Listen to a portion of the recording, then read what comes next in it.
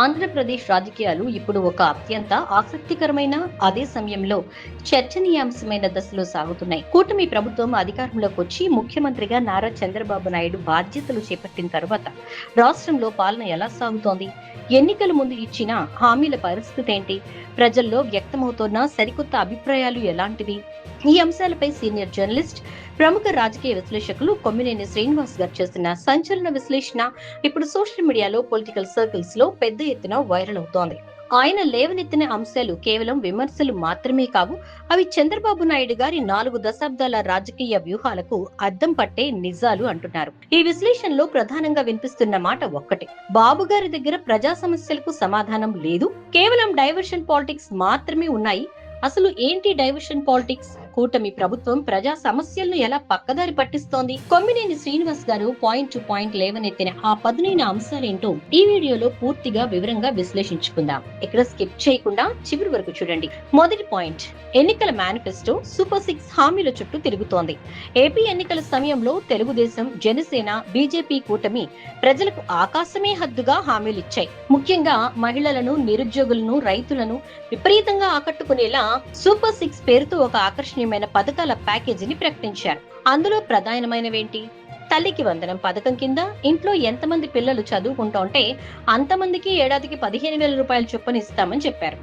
దీపం పథకం కింద ప్రతి కుటుంబానికి ఏడాదికి 3 ఉచిత గ్యాస్ సిలిండర్లు ఇస్తామన్నారు. మహాశక్తి కింద 18 ఏళ్లు నిండిన ప్రతి మహిళకు నెలకు 1,500 రూపాయల చొప్పున నేరుగా అకౌంట్ లో వేస్తామని ప్రకటించారు. ఆడాళ్లకు బస్సులో ఉచిత ప్రయాణం, యువతకు నెలకు 3,000 రూపాయల నిరుద్యోగ భృతి, ఇలా ఎన్నో ఆశలు రేపారు. కానీ ప్రభుత్వం ఏర్పడిన తర్వాత సీన్ రివర్స్ అయింది. ప్రజలు, ముఖ్యంగా మహిళలు ఈ పథకాలు ఎప్పుడు ప్రారంభం అవుతాయా అని కళ్లల్లో ఒత్తులేసుకుని చూస్తున్నారు. దీనిపై ప్రతిపక్షాలు గాని, సామాన్య ప్రజలు గాని ప్రభుత్వాన్ని నిలదీస్తుంటే చంద్రబాబు నాయుడు గారి దగ్గర గాని, ఆయన కేబినెట్ మంత్రుల దగ్గర గాని స్పష్టమైన సమాధానం లేదు. త్వరలోనే చేస్తాం, కమిటీలు వేశాం, పరిశీలిస్తున్నాం అనే కాలయాపన సమాధానాలు తప్ప ఫలానా తేదీ నుంచి అందరి అకౌంట్ లో డబ్బులు పడతాయి అని చెప్పే ధైర్యం ప్రభుత్వం చేయటం లేదు. ఈ హామీల దాటవేతనే కొమ్మినేని గారు ప్రధానంగా ఎండగట్టారు. రెండో పాయింట్: కూటమి ప్రభుత్వం అధికారంలోకి రాగానే అత్యంత ప్రతిష్టాత్మకంగా వరుస పెట్టి విడుదల చేసిన శ్వేతపత్రాలు. సాధారణంగా శ్వేతపత్రాలు ఎందుకు విడుదల చేస్తారు? ఒక శాఖలో ఉన్న వాస్తవ పరిస్థితులు ఏంటి, రాబోయే రోజుల్లో దాన్ని ఎలా అభివృద్ధి చేయబోతున్నాం అని చెప్పడానికి. కానీ చంద్రబాబు నాయుడు గారి ప్రభుత్వం విడుదల చేసిన శ్వేతపత్రాల ఉద్దేశ్యం అది కాదనేది కొమ్మినేని గారి విశ్లేషణ. వైఎస్ఆర్ కాంగ్రెస్ పార్టీ ప్రభుత్వ హయాంలో రాష్ట్రం సర్వనాశనం అయిపోయిందని, అప్పుల పాలైపోయిందని, విచ్చలవిడిగా అవినీతి జరిగిందని చూపించటమే లక్ష్యంగా ఈ శ్వేతపత్రాలను రూపొందించారు. పోలవరం ప్రాజెక్ట్, అమరావతి రాజధాని, రాష్ట్ర ఆర్థిక పరిస్థితి, విద్యుత్ రంగం, ఇలా ప్రతి ఒక్క దానిపై శ్వేతపత్రాలు వదిలారు. కానీ ఇక్కడే అసలు ట్విస్ట్ ఉంది. ఈ శ్వేతపత్రాల వెనుక ఉన్న అసలు వ్యూహం ఏంటంటే, తామిచ్చిన సూపర్ 6 హామీలను తక్షణమే అమలు చేయలేకపోవడానికి కారణం గత ప్రభుత్వం ఖజానాను ఖాళీ చేయటమే అని ప్రజల మైండ్ సెట్ లో ఫిక్స్ చేయటం. అంటే భవిష్యత్తులో హామీలు ఆలస్యమైనా లేదా కొన్ని పథకాలకు కోతలు పెట్టినా ప్రజలు తమను అనకుండా గత ప్రభుత్వాన్ని తిట్టుకునేలా ఒక ముందస్తు పొలిటికల్ స్క్రిప్ట్ ని చంద్రబాబు గారు సిద్ధం చేసుకున్నారని కేఎస్ఆర్ బలంగా వాదించారు. ఇది పక్కాగా బాధ్యతల నుంచి తప్పుకునే వ్యూహం తప్ప రాష్ట్ర అభివృద్ధి కోసం చేసిన ప్రయత్నం కాదని ఆయన తేల్చి చెప్పారు. ఇక మూడో పాయింట్: ఈ కథనానికి అత్యంత కీలకమైన డైవర్షన్ పాలిటిక్స్. రాజకీయాల్లో చంద్రబాబు నాయుడు గారికి దశాబ్దాల అనుభవం ఉంది.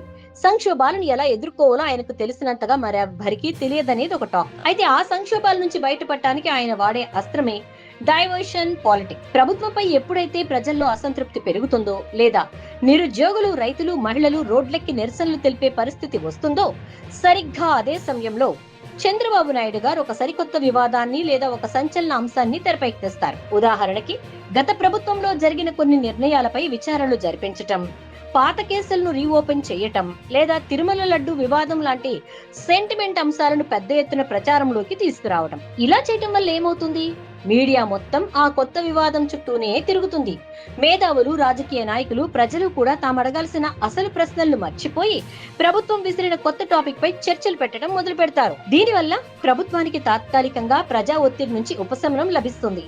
ప్రజా సమస్యల నుంచి ప్రజల దృష్టిని మళ్లించటంలో చంద్రబాబు గారు సిద్ధహస్తులని, ఇప్పుడు ఏపీలో జరుగుతున్నది కూడా అదేనని కొమ్మినేని శ్రీనివాస్ గారు ఉదాహరణలతో సహా వివరించారు. ఇక 4వ పాయింట్: ఈ డైవర్షన్ పాలిటిక్స్ కు వెన్నుముకలా నిలిచే మీడియా మేనేజ్మెంట్. ఒక ప్రభుత్వ వ్యూహం విజయవంతం కావాలి అంటే దానికి ప్రచారం చాలా ముఖ్యం. చంద్రబాబు నాయుడు గారికి అనుకూలంగా ఉండే కొన్ని ప్రధాన స్రవంతి పత్రికలు, ఛానళ్లు ప్రభుత్వం చేసే ఈ డైవర్షన్ కు పూర్తి స్థాయిలో సహకరిస్తున్నాయని కేఎస్ఆర్ తీవ్రంగా ఆరోపించారు. క్షేత్రస్థాయిలో ప్రజలు పడుతున్న ఇబ్బందులు, నిత్యావసర వస్తువుల ధరల పెరుగుదల, సూపర్ 6 పథకాలు అందకపోవడం వల్ల సామాన్యుల్లో వస్తున్న అసహనం ఇవేవి ఆ మీడియా ఛానళ్లలో పెద్దగా కనిపించవు. ఒకవేళ ప్రజలు నిలదీస్తున్నా వాటిని చిన్న వార్తలుగా మార్చేస్తారు. అదే సమయంలో గత ప్రభుత్వంపై చేసే ఆరోపణలను, విచారణలను పేజీల కొద్దీ కథనాలుగా, గంటల కొద్దీ డిబేట్లుగా మారుస్తారు. దీనివల్ల సమాజంలో ఒక భ్రమ అంటే ఎల్యూషన్ క్రియేట్ అవుతుంది. ప్రభుత్వం చాలా గట్టిగా పనిచేస్తోందని, తప్పు చేసిన వాళ్ళని శిక్షిస్తోందని ప్రజలు నమ్మేలా ఆ మీడియా సంస్థలు అద్భుతంగా కలరింగిస్తాయి. కానీ లోతుగా ఆలోచిస్తే సామాన్య మానవుడి కిచెన్ బడ్జెట్ పెరిగిపోతోంది. ఉపాధి అవకాశాలు దొరకటం లేదు. అనుకున్న ఆర్థిక సహాయం అందడం లేదు. ఈ వాస్తవాలను కప్పిపుచ్చి కేవలం పొలిటికల్ డ్రామాలను హైలైట్ చేయటంలో మీడియా పాత్రను కొమ్మినేని గారు ఈ వ్యాసంలో నిలదీశారు. ఇక 5వ పాయింట్, క్షేత్రస్థాయిలో మారుతున్న సమీకరణాలు మరియు ప్రజల అసంతృప్తి. ఎన్నికలు జరిగి కూటమి ప్రభుత్వం ఏర్పడి చాలా రోజులు గడుస్తున్నా క్షేత్రస్థాయిలో ప్రజలు కాసించిన మార్పు కనిపించడం లేదు. ఎన్నికల ముందిచ్చిన హామీల అమలు కోసం ప్రజలు ఎదురు చూసి ఇప్పుడు నెమ్మదిగా ప్రశ్నించడం మొదలుపెట్టారు. ముఖ్యంగా గ్రామీణ ప్రాంతాల్లో పేద కుటుంబాల్లో సంక్షేమ పథకాల నిలిపివేత లేదా ఆలస్యంపై తీవ్ర చర్చ నడుస్తోంది. గత ప్రభుత్వంలో ప్రతి నెల 1వ తేదీనే వచ్చే పెన్షన్లు, ఇతర లబ్ధుల స్థానంలో ఇప్పుడు నిబంధనల పేరుతో, స్క్రీనింగ్ పేరుతో కోతలు విధిస్తున్నారనే ఆవేదన ప్రజల్లో ఉంది. నిత్యావసర వస్తువుల ధరలు ఆకాశాన్ని తాకుతున్నాయి.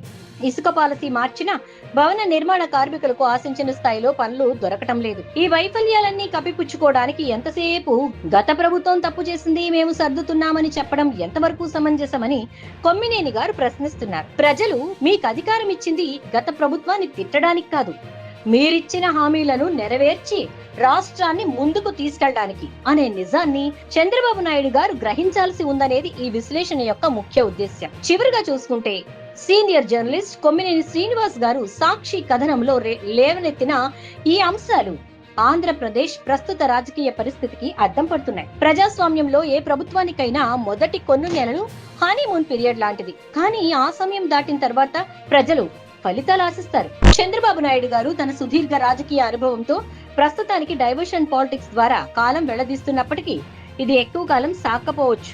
ఎందుకంటే ప్రజల కడుపు ఆకలిని, ఆర్థిక అవసరాలను ఎంతకాలం పొలిటికల్ స్టేట్మెంట్లతో, మీడియా డిబేట్లతో డైవర్ట్ చేయగలుగుతారు?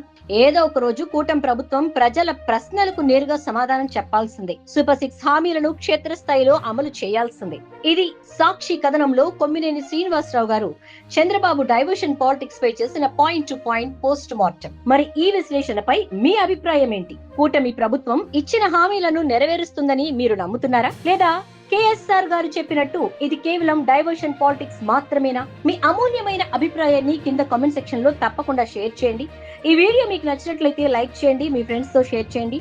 ఇలాంటి మరిన్ని interesting political updates and analysis కోసం మన ఛానల్ ని ఇప్పుడే సబ్స్క్రైబ్ చేసుకోండి.